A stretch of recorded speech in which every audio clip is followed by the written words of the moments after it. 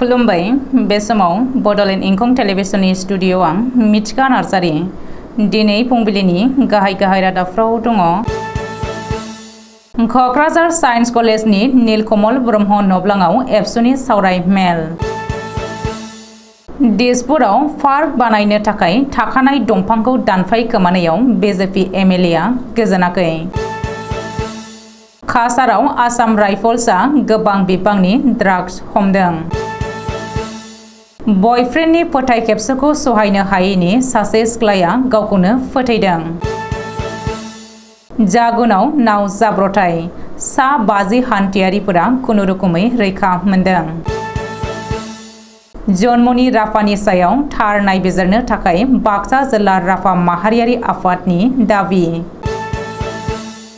SI जन्मनि राफानि थैनायनि जाहोनखौ सोराङाव लाबोनो थाखाय गसाइगावनि इस्लामपुरानि राफा हारिनि आइजोफ्रा इस्लामपुर बेप्टिस्ट चार्च आरो महामाया मन्दिराव आरज गाबदों। दानिया फैदोनि आबुं रादाबाव।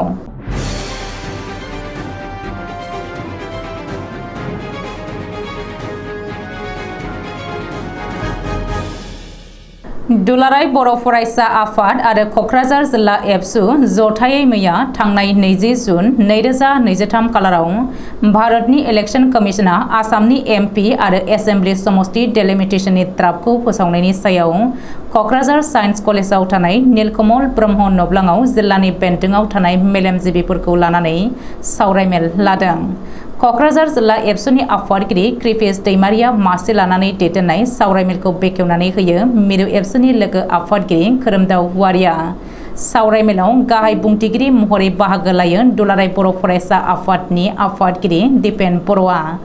गाहाय बुंथिगिरि महरै बाहागो लानानै बिथाङा डेलिमिटेशनखौ लानानै एबसुआ जोबोद सिरियास आरो बेनि थाखायनो थांनाय बोसोर 2022 मायथाइयाव भारतनि इलेक्शन कमिशननो गिबिसिन गोसोखां बिलाइ गथायखानाय जादोंमोन होननानै फोरमायो।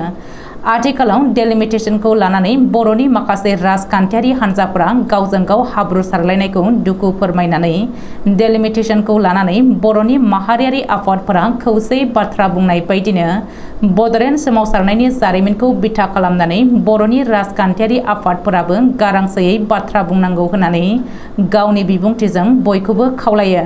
बे ड्राफ्टआवनो नुजानाय लेखायै कक्राझार जिल्लानि बेन्दोङाव थानाय गोबां एसेम्बलि समष्टिनि सिङाव थानाय बर' आरो ट्राइबेलफोरनि अनजिमाखौ बोफ्लेनायखौ नोजोर बोनानै आरो बर'नि जारिमिनखौ बिथा खालामनानै आसाम नाङैनो बर' आरो ट्राइबेलफोरनि अनजिमाखौ गथायैनो लाखिनांगौनि थाखाय जयै सावरायलायनानै बर'नि गासैबो आफादफोरखौ लानानै फैगौ 10 जुलाइ 2023 खालाराव एबसुनिफ्राय भारतनि इलेक्शन कमिशननिसिम गोसोखां बिलाइ गथायनो थाखाय थांखि लायो। सावरायनायाव मिरु एबसुनिफ्राय फारियै गाहाय नेहाथारि कनिन्द्र बसुमतारी, बुंथिगिरि अबिद नार्जारी, सुबुं फोनांजाब नेहाथारि बिरखां नार्जारी आरो सोमदोन ब्रह्ममोनाबो बाहागो लायो। दिसपुर एमएलए हस्टेल केम्पासनि सिङाव हरनि गेजेराव दंफां दानफाय खोमानायखौ लानानै खुंथाय एलएसिनि बीजेपी एमएलए मृणाल शइकियाया दुखु मोननाय फोरमायदों। पार्क बानायनो थाखाय थाखानाय दंफांखौ दानफायनाया गनायथाव नङा। मानो होनोब्ला आथिखालाव मुलुग दुंखावनायखौ नोजोर होनानै गायखानाय बिफांखौ बेबायदि दानफायबाय थायोब्ला फैबाय थानाय समफोराव गुवाहाटी नोगोराव दुंखावनाया बांबावगोन आरो गासै सुबुङा बे खैफोदखौ सैनांगोन। बीजेपी एमएलए मृणाल शइकियाया टुइटाराव टुइट खालामनानै बुंदों दि सोरबा सिं उभाटिनि सुबुङा बे खामानिखौ खोमसिनि समाव मावखोमा होदों। बराक सेरफां काछार जिल्लानि राधानगराव थानाय आसाम राइफल्स बेटालियनआ जिरिकाट पुलिस थानानि बेन्दोङाव लालफानि ओनसोलनिफ्राय गोबां बिबांनि ड्राग्स जब्द खालामनो हादों आरो लोगोसेनो सासे ड्राग्स पेडलारखौ एरेस्ट खालामदों। नंगुबै सुलुंनिफ्राय सं दाननानै आसाम राइफल्सआ लालफानि ओनसोलाव हरखाबै सिग्रोमहैनायाव 276.1 ग्राम हेर'इन मोननो हादों सासे सुबुंनिफ्राय। भारतनि हाथायाव बे हेर'इननि बेसेना आथिखालाव 1.1 कौटि रां जाहैगोन होननानै साननानै लानाय जादों। उनावहाय आसाम राइफल्सआ जिरिकाट पुलिस थानायाव हमनानै मोननाय ड्राग्सजों लोगोसे ड्राग्स पेडलारखौबो गथायहोयो। गुवाहाटी नोगोरमानि गान्धी मान्दाब ओनसोलाव गावनि बयफ्रेन्डनि फोथायखेबस' खालामनायखौ सहायनो हायैनि थाखाय सासे सिख्लाया गावखौनो फोथैनानै लादों। थैनाय सिगां गांसे सुसाइड नट लिरनानै गालांदों सिख्लाया। गावनि बिमा-बिफा, बिब' आरो फंबायनाव गावनि गोरोन्थिनि थाखाय निमाहा बिलांदों आरो लोगोसे गाव मानो गावखौनो फोथैनानै लानो गोनां जाखो बेखौबो फोरमायलांदों। बे जाथायनि गुबै दायनिगिरि सिख्लानि बयफ्रेन्ड अमित मेहती मुंनि सासेखौ पुलिसआ हमबाय। पुलिसनि सुलुङाव फोरमायथिनाय बायदिब्ला अमित मेहतीआ सिख्लानि माखासे नंगुबै फटक आरो भिडिअ'खौ ससियेल मिडियायाव भाइरेल खालामदोंमोन। खर'सा आसाम तिनसुकिया जिल्लानि जागुनगाव पन्चायतनि बुरिदिहिं दैमायाव मेसिन नावनि जाब्रबथाय जादों। मोनसेल' इन्जिन गोनां नावा जागुनकाटआव दैमा गेजेरावनो मेसिन गाज्रि जानानै लामा ससेयावनो राहा गोथे जानानै दैमानि दोहौजों बुखारलांजादों। उनावहाय हाखु दाखुयै गुबुन गंसे मेसिन नावा थांनानै खुनुरुखुमै दैमानि रुगुं फारसे नावखौ नाथ्रोदबोनायाव सा 50 हान्थियारिफोरा जिउ रैखा मोनदों। जायगानि रायजो-राजाया बुंदों दि बुरिदिहिं दैमानि बे जागुनकाटआव मोनसे रुगुंनिफ्राय गुबुन मोनसे रुगुंसिम 2 किल'मिटार गोजान जायो।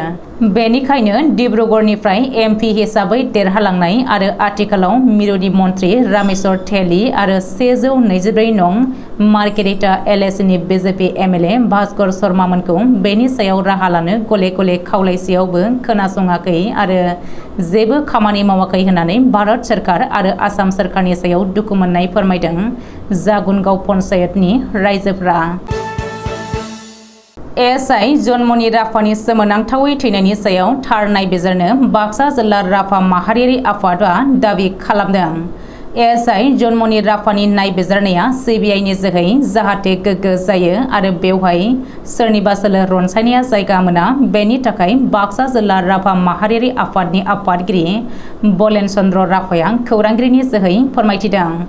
बे जाथायजों लोब्बा गोनां दायनिगिरिफोरा जाहाथे रावबो खारग'नो हाया बेखौ लुबैदों राभा माहारियारि आफादफोरा। बरमानि खालजार काहिबारि कपाल गसाइ मन्दिरनि मोखाङाव बाक्सा जिल्ला राभा माहारियारि आफाद, बाक्सा जिल्ला राभा फरायसा आफाद, बरमा आन्सलिक राभा साहित्य सभा गासैबो आफादफोरा जन्मनि राभानि नायबिजिरनाया गोग्गो जायो आरो जन्मनि राभानि नखरा जाहाथे गोग्गो नायबिजिरनायखौ मोननो हायो बेनि थाखाय आरज गाबदों।